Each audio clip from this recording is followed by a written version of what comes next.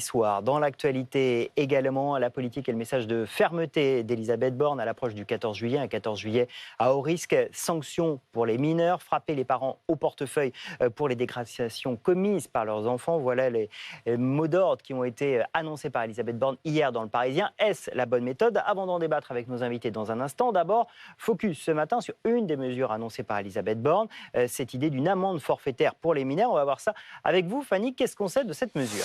Et oui, en effet. Alors, tout d'abord, cette mesure, elle a été suggérée par Emmanuel Macron. C'était en début de semaine dernière, dans un échange avec des policiers, le président a donc évoqué cette sanction, une sanction financière pour les familles des émeutiers, en instaurant une sorte de tarif minimum dès la première connerie, je cite le président, de leurs enfants. Et en effet, moins d'une semaine plus tard, l'idée a fait son chemin au sommet du gouvernement, puisque Elisabeth Borne, dans une interview au Parisien ce week-end, a suggéré, elle, l'idée d'une amende forfaitaire, alors non pas adressée directement aux parents, mais aux enfants mineurs, et ce, dès la première infraction. Je cite la Première ministre, vous allez le voir.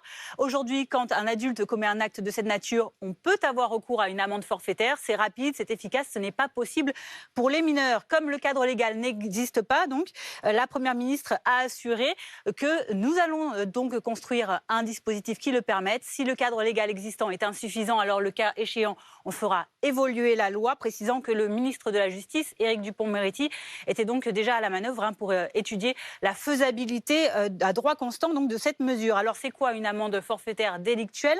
En quelques mots, c'est un mode de jugement simplifié. Il existe depuis fin novembre 2016.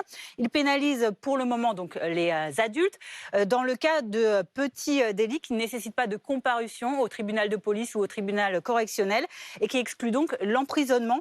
Une procédure qui est parfois appliquée abusivement, estime la défenseure des droits, qui souhaiterait, elle, la voir purement et simplement disparaître. Fanny, est-ce qu'on a une idée du montant auquel s'élèverait cette amende forfaitaire pour mineurs? Alors, vous l'avez compris, pour le moment, elle n'est pas encore définie dans le cadre des personnes mineures, mais en effet, il y a quelques exemples pour vous donner un ordre d'idée qui concerne donc les majeurs à ce jour.